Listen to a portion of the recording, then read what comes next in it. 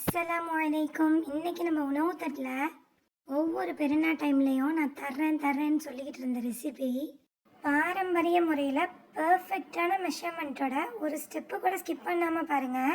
இதில் நிறைய டிப்ஸுகள் இருக்கும். தேன் கூடு மாதிரி கூடு விட்டு நாகூரின் பாரம்பரிய பெருநாள் பிராசப்பம். இந்த பிராசப்பத்துக்கு பேரே பெருநாள் பிராசப்பம் தான். பெருநாள்களுக்கு ரொம்ப விசேஷமாக செய்கிறதுனால இதுக்கு இந்த பேர் வந்துச்சு. எப்படி செய்யலான்னு பார்த்துடலாமா? நம்மளோட சேனலில் கிவ்அவே போயிட்டுருக்குது. நீங்களும் சப்ஸ்கிரைப் பண்ணி சப்போர்ட் பண்ணிக்கோங்க. வாங்க வீடியோக்குள்ளே போகலாம். இதுக்காக ஒரு 20 நாட்டு வெங்காயத்தை உரித்து நான் மிக்ஸி ஜாரில் கொடுத்து அரைச்சிட்டு வந்துடுறேன். நாட்டு வெங்காயம் இல்லைன்னா பல்லாரி வெங்காயம் ஒரு பெருசாக நீங்கள் பார்த்து உரித்து அரைச்சிக்கோங்க. இதோட சாறுகளை இந்த மாதிரி தண்ணி கலக்காமல் புழிஞ்சு வச்சுக்கலாம். அரை மூடி தலை தேங்காய் பால் நம்மளுக்கு தேவைப்படும். தலைப்பால் பத்தலைன்னா நம்ம தண்ணிப்பால் யூஸ் பண்ணுற மாதிரி வரும். அதனால் தலைப்பால் தனியாக தண்ணிப்பால் தனித்தனியாக எடுத்து வச்சுக்கோங்க. இப்போது இதுக்காக நம்ம பேட்டர் ரெடி பண்ணிடலாம். இதுக்கு நான் ஒரு 1/2 கிலோ அரிசி மாவு தான் எடுத்திருக்கேன். குறப்பான அரிசி மாவு தான் இதுக்கு கரெக்டான ஆப்ஷனாக இருக்கும். புட்டு மாவு எடுத்துக்கிட்டிங்கன்னா கரெக்டாக இருக்கும். இல்லைன்னா நீங்கள் ஒரு 1/2 கிலோ பச்சரிசியை கழுவி 1 மணி நேரம் ஊற வச்சு அதை காய வச்சு கூட மிக்சியில் கொடுத்து திரித்து எடுத்துக்கலாம். இப்போது ஒரு கடாய் அடுப்பில் வச்சு நான் 100 கிராம் வனஸ்பதி சேர்த்துக்கிறேன். ட்ரெடிஷ்னலில் வனஸ்பதி தான் சேர்ப்பாங்க.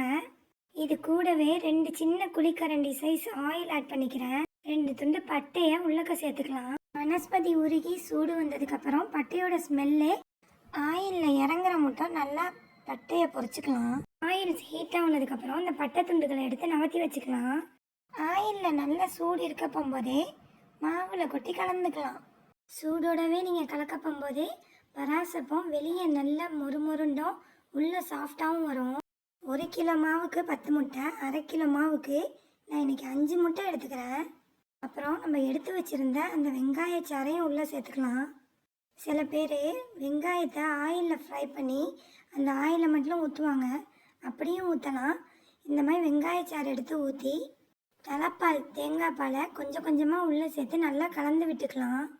மாவு ரொம்ப லூஸாகவும் இருக்கக்கூடாது, ரொம்ப திக்காகவும் இருக்கக்கூடாது. பேட்டரோட கன்சிஸ்டன்சி உங்களுக்கு வீடியோவில் தெளிவாக தெரியும். தலைப்பாலும் முட்டையும் பத்தலைங்கிறதுனால நான் தண்ணி பால் ஒரு 1/2 கிளாஸ் ஆட் பண்ணிக்கிறேன். நல்லா ஆட் பண்ணி கொலைய விட்டுக்கலாம்.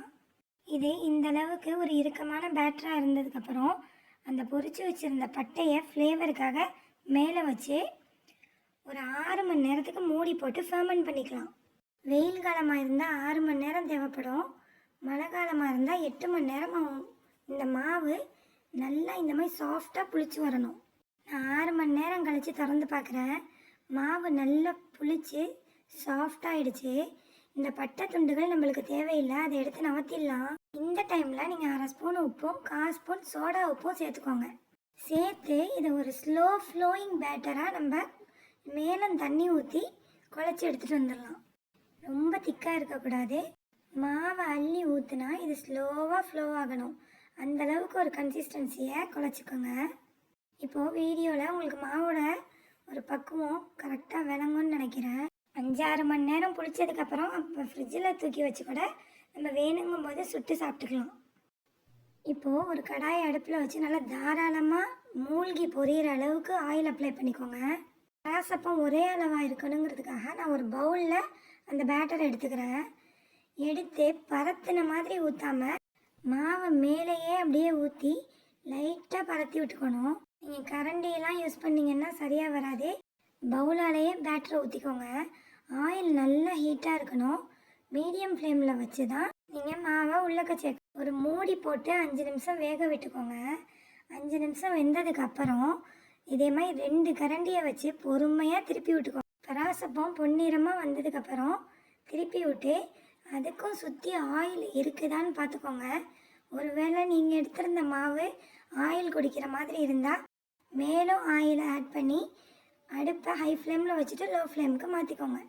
இது வெந்துருச்சான்னு பார்க்குறதுக்கு ஒரு கத்தியை விட்டு பார்த்தீங்கன்னா உள்ளக்க ஸ்டிக் ஆகாமல் ஃப்ரீயாக வரும். அதுதான் சரியான பக்குவம். நான் எடுத்திருந்த கடாய் கொஞ்சம் மிஸ்டேக் பண்ணிடுச்சு. ராசப்பம் சுடும்போது நல்லா பரத்துன மாதிரி ஒரு ஓடாக போயிடுச்சு. அதனால் குண்டாலமான கடாய் நான் சூஸ் பண்ணிக்கிட்டேன். இந்த மாதிரி நம்ம கடாய் சூஸ் பண்ண போகும்போதே மாவு ஊற்றும் போது அது பறந்து போகாமல் அழகாக பந்து மாதிரி வேகும். அப்போ சுட்டதுக்கும் இப்போ உள்ள பிராசப்பத்துக்கும் வித்தியாசத்தை பாருங்கள்.